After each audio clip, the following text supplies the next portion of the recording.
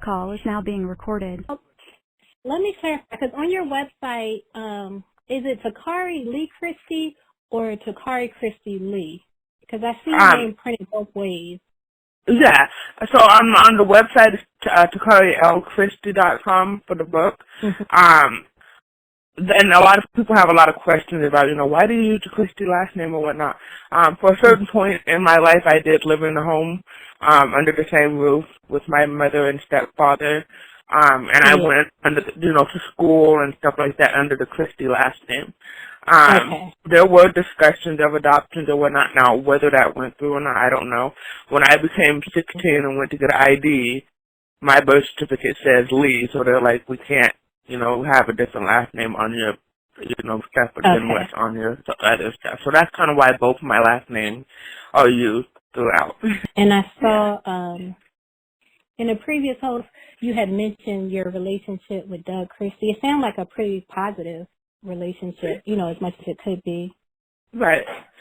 Yeah, definitely. I have nothing bad to say about Doug. He's a good stand-up man. I will say that.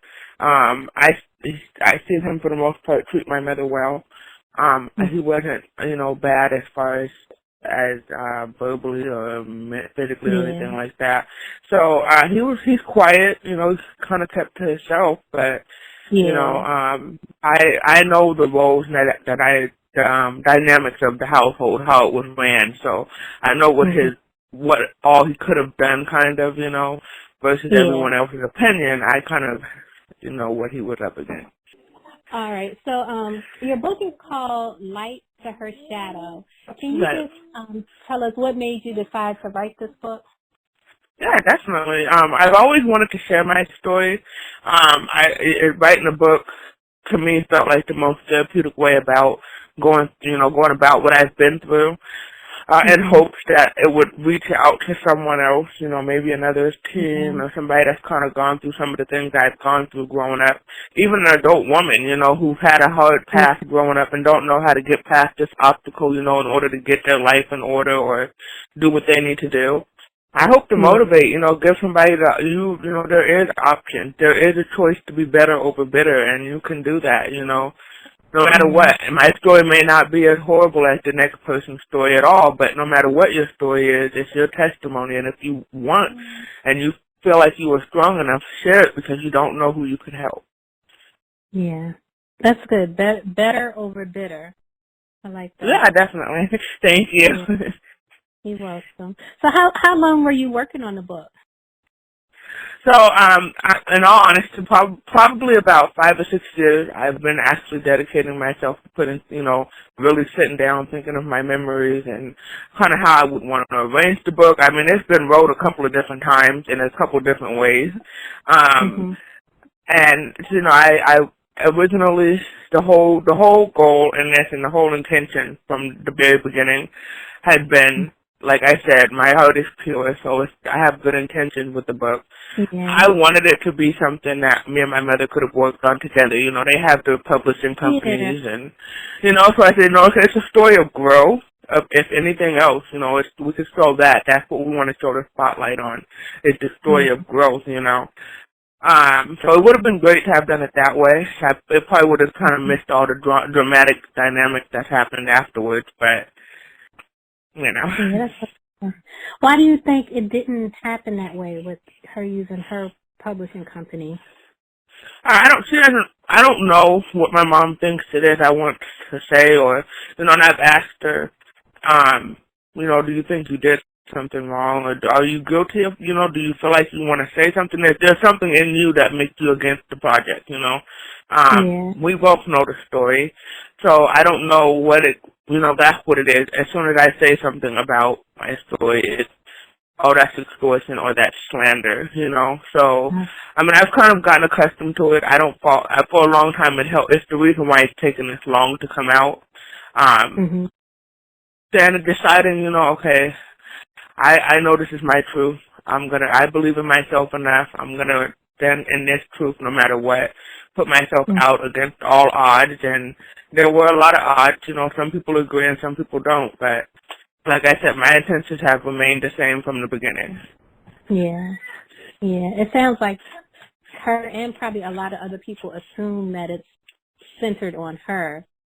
But Right. from what you say, it sounds like it's more centered on you, you know, and you over obstacles, not just her. Yeah, it was definitely, it's my point of view on, you know, my events and my experience, and I'm not talking about her life before I came along or an event that I wasn't even a part of, you know, like, that's not my place. Yeah, I feel you. And you know what, I can respect, I heard your interview with the Breakfast Club, and they were asking you, you know, would you say your mom is a liar? Because it seemed to be some discrepancy between what you say and what she says about a certain issue. And I can respect that you were like, you know what, I'm not going to call my mom a liar. Yeah, I know some people like the drama and stuff like that.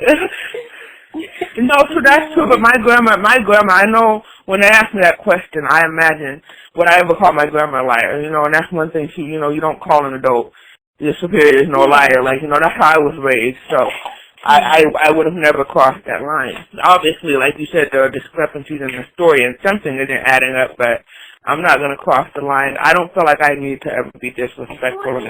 So is this the first book that you've written? This is going to be the first book. I do plan on writing a follow-up book, and that's going to be more so of the overcoming how I've kind of dealt with, you know, in my adult years after I've accepted and moved on from, you know, the things that were holding me back before. Okay, that's good. Because you know what? I don't know where I saw it, but I swear I saw like a page of your book. And your writing, it seems very, like you can tell a story, like you know how to tell a story. You know what I mean? Not everybody has that gift. So that's why I was That's good. That's a like I said, it's been wrote a couple of times. One thing I did want to do was I tried to keep it respectful, you know, and keep it from there. I do think there's a thin line between slander and you know, defamation or whatnot. So I don't want to necessarily give my opinion. I'm just going to give my experience, you know. So that was how I had my mindset the whole time. So did you have a co-author, or did you write it just all on your own? No, I had someone that definitely helped me. I, like this been, and one of the biggest challenges of writing a book for me was trying to figure out how do I tell it? How do I put it in a format that it's going to be in a story way, you know? Gosh, you know, there's so much I want to say, but, you know, when I talk to people, you know, I've told this story so many times, verbally to people, you know, but it comes out in so many different ways, so I definitely needed the assistance from my co-author to kind of guide me in getting it wrote in a format that it's going to be a story that you guys can understand and get all the points as they happen. And I know it'll be available on your website, TakariLChristie.com. Is there anywhere else that'll be available? It will be available on Amazon soon, definitely on the 31st. We're working on getting it into the stores and whatnot, so my management, once I get all that information, I'll be making a post for everyone to know where they can pick it up. Okay. All right. And I'll leave, for those listening to this interview, I'll leave a link in the description box to your website so they can, if they want to pre-order it now, and then once it comes out, they'll be able to order it from your website as well. Now, your mom mentioned, I don't know if she was joking or not, but she mentioned trying to block the book in her Breakfast Club interview if it comes out. Right. Do you know if she was serious about that? Is that something that you're worried about? Like I said, it's been said the whole time I've been in the process of writing the book, and her saying it has hindered me, you know, the fear of her doing that or trying to come after me has hindered me from doing it. Like I said, I've studied law for one thing, you know, to an extent. So I know for what I've wrote or whatnot, there's nothing. I was very careful to make sure that I wasn't giving anyone any room to come after me because, like I said, I'm not coming for anyone. This is just my story. But I'm aware there are people that's against it, you know? When your mom did her interview on the Breakfast Club, she it seemed like the interviewer, DJ Envy, it seemed like he was almost like that's when the issue of the bipolar came up. Like he was kind of like inferring that you were bipolar, like this was just a book written by someone who was emotionally like unstable. Do you want to address that? I know you've probably addressed it in other interviews, but just for my audience, do you want to address that as well? Yes, I have never been diagnosed with bipolar. That's the same thing as someone that's against you or, that doesn't care for you coming up and making any other type of rumor. Like, to me it was said just to be mean. There's no grounds behind the statement. But again, like I said, it's all out of assumptions. Nobody's read the book, so nobody can say what the book is about. I do want to say, when I heard that line, that, I've heard it in a few interviews, she suffers from bipolar, she suffers from depression. I don't think what it says to me is somebody that has bipolar or depression is just a liar. And that's not, I don't think that's fair to someone that suffers from depression or bipolar at all. So I don't know why it's being used as an excuse, but like I said, and there's no medical diagnosis or nothing that holds that up. It's just being said to be said. Yeah, I think sometimes people want to discredit you, and they use mental illness to do that, which is, like you said, it's untrue, and it's also unfair, like, to people who are bipolar or depressed. Right. Yeah. All right.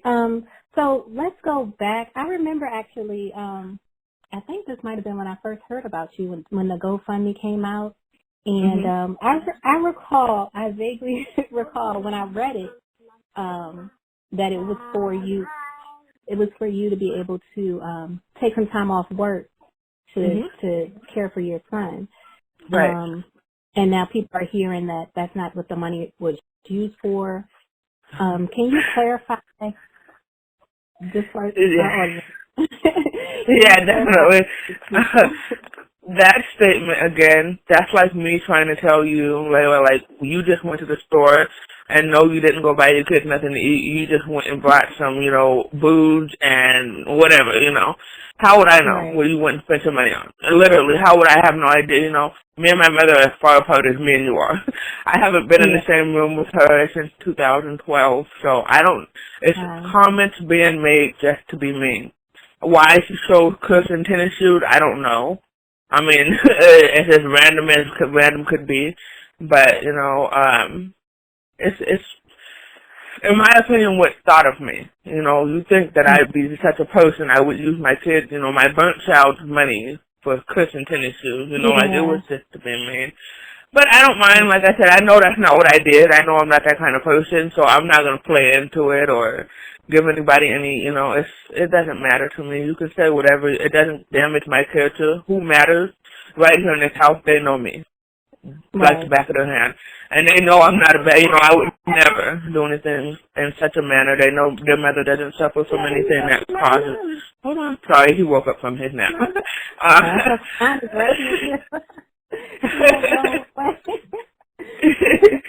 And his favorite word is mom, so he'd always, mom. Yeah. Well, that's good that you're able to, it seems like you're taking everything in stride, so that's good that you're able to be strong and not be discouraged, Yeah. If the Lord hadn't took me through the ups and downs I've been through and even Jackson's accident, it helped humble me in such a way. Like, I don't, the way some things, like some emotions and things like that, how people would expect you to react, I just can't, I've been humbled to a certain point where it's just like, but I'm thankful because, like I said, I could handle this stuff, I don't, before, I don't know how I would have done it, it would have been very hard to have, watch TV and hear them telling you whatever their side of your life is, on TV and, and it's all over media and everything. I don't know how I would have handled it if I hadn't gotten humbled and done all the things I've been through. Yeah. Well, thank God. And I think people will get that from your story, from your book. Yeah, definitely. Yeah. So are you, being that your mom does reality TV and now, you have your platform with your book, are you getting offers? Are you interested in reality TV as well? It would have to be something meaningful. I'm not interested in being another little group of girls at a lunch table for VH1 or something like that, I want to do something meaningful. Yeah, like if we got to go have lunch, let's be having lunch with a group of, underprivileged or foster girls that need somebody to look up to and speak with, weekly. Like, for us to just sit here and talk about each other's lives and stuff. I don't talk to people on a daily basis now in my life because I don't take an interest in that. You know, if you discuss somebody else with me, you're gonna discuss me with somebody else. You know, so I don't play into it. I believe in karma and all of that. I don't want nobody talking about me, so I'm antisocial. I'm a recluse. I'm in the house. I talk to my kids and my man, and that's pretty much, you know, as far as Cardi goes. But I don't really have to be real life, you know, what we're really going through out here. You know, people aren't shopping and eating every day, just constantly around the clock and talking about each other. There's people out here living. Right. You know, life is happening. And when my son got burnt, I was living. You know, I get up at 6 o'clock in the morning, get my kids all three dressed, get to daycare, drop them off, get to work, bust my butt at work, you know, get on the freeway, go pick up my kids, get them home, get them to dinner. Like, that's life for me. Like, that's what I was doing. And a lot. Yeah, it's been discredited right now. You know, I take care of them. You know, so I'm just doing nothing right now. You know, all the hard work I'm putting in for my family is being discredited at this point. Yeah.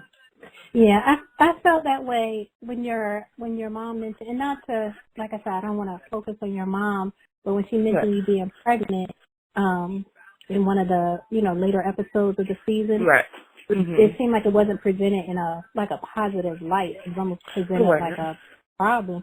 Yeah, and I didn't like that. I was sitting here, you know,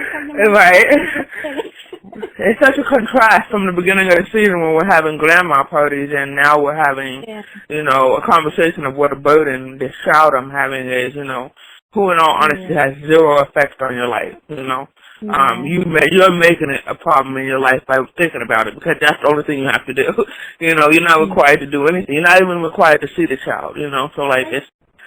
And also, just to clarify, because I don't know if people picked it up, speaking of, you know, as far as her help with her grandkids, she, you know, has made statements that she financially supports you guys. And when someone says support, you know, everyone has a different definition of what they consider support. I think most people assume support to be like, you know, like full, like she makes sure your bills are paid and stuff like that.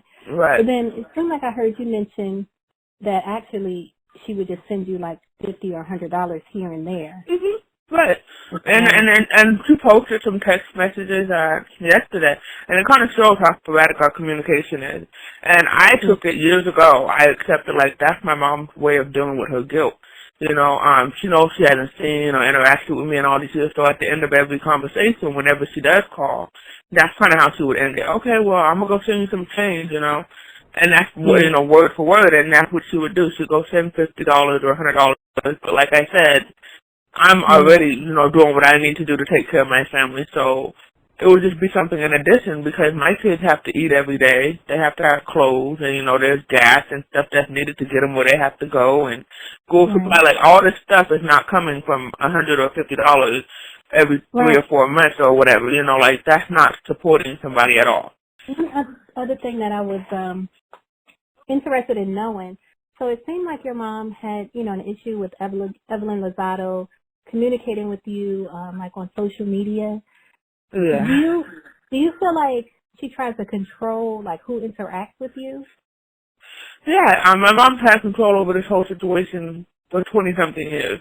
And now for it, you know, to kind of be slipping away, yeah, I think that has a lot to do with it. Like I said, extortion and slander are just some of the things that were used to keep me, you know, in the back, you know, not wanting to speak up or whatnot. Another thing is nobody's going to believe you, you know, and the fact that Evelyn actually took it. She's seen this, she believed the situation, she didn't, as you've heard, the GoFundMe was a plot or a scam, or, you know, there's been so many different words used for the GoFundMe, or whatnot, but she believed in it, she donated, and after the fact, and it didn't start out like, oh, she donated the money, so then I'm going to send you my book. That's definitely not what happened. Actually, I thanked Evelyn for her donation, and Evelyn didn't even see the thank you for a very long time. It was a good while later before Evelyn, you know, I seen it maybe 3 months later or something, and she responded. And, you know, we just kind of started speaking back and forth with a few messages here and there. And then I asked her, you know, it was out in the media already that I had a book coming out and blah, blah, blah. So what pointers can you give me as an author? You know, I've wrote the book a couple of times. I want to put it out there, but I want to give something good. So that's how that kind of came about. It's definitely not in a team up with, oh, that woman doesn't like my mother, so I need to be friends with her. I wish my mother would have befriended Evelyn because that's a good friend to have. You know, somebody that's going to look out for you. She doesn't know us. She doesn't know me, my son. Right. She didn't know my mother before the show. And for her to look out that way, you know, that's somebody you might want in your corner. Right. It seemed like she was just touched by your story. Right. Yeah. Okay.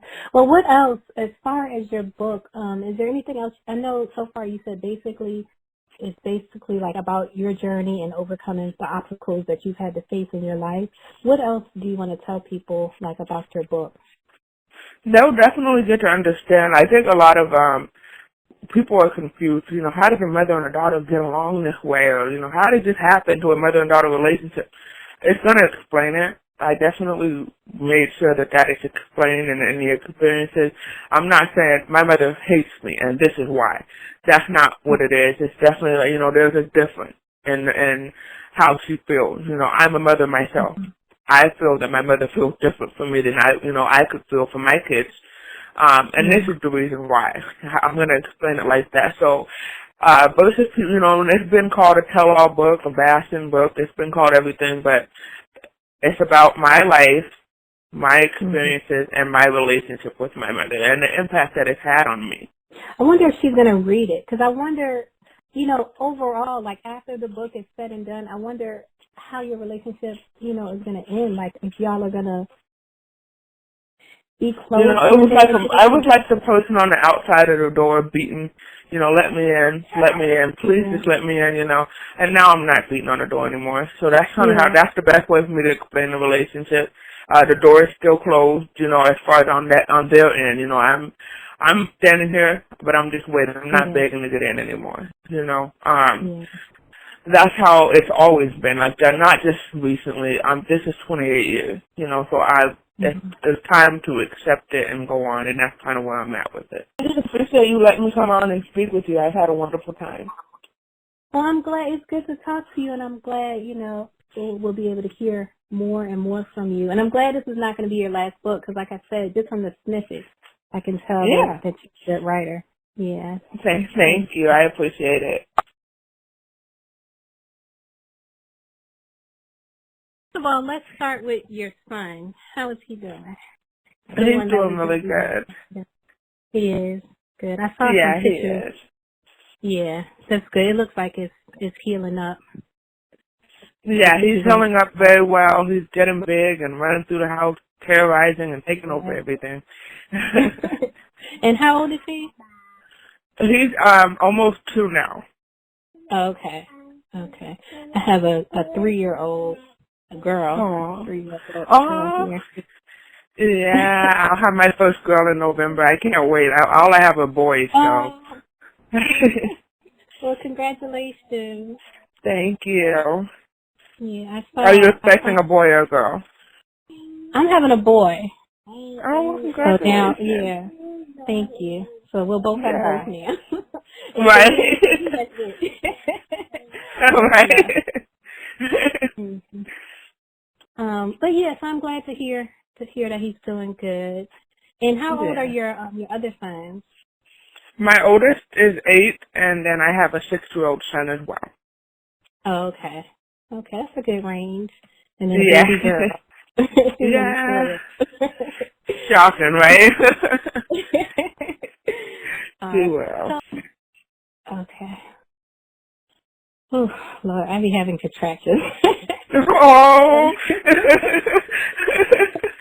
I'm scared for that. It wasn't that long ago that Jackson, there's a 5-year age difference between, him and my last child. So I was like, oh my God, I'm so scared. I don't know what to expect or whatnot, but he pretty much brought himself into the world. He delivered himself in all the ways. The epidural didn't work. It didn't. The lady shot me in the back, but when she shot me, I jumped, and it caused the epidural to go to my leg. So I had a numb leg for 3 days. But no, I felt the birth. I was like, oh my God, he's coming. You couldn't really get up and do stuff after you had him. I was hopping around because, I mean, even after I had my first one, within a few minutes of them getting me to the room and in recovery, I'm up taking a shower, cleaning up the room. I can't help myself. So I was hopping around on dragging my leg around, but it was pretty numb for a couple of days because it had, every time I pushed that epidural button, it was the only thing getting epidural. My back, everything else was not receiving anything. Terrible. Well, hopefully we'll be praying that doesn't happen this time to either one of us. Please, yes, thank you.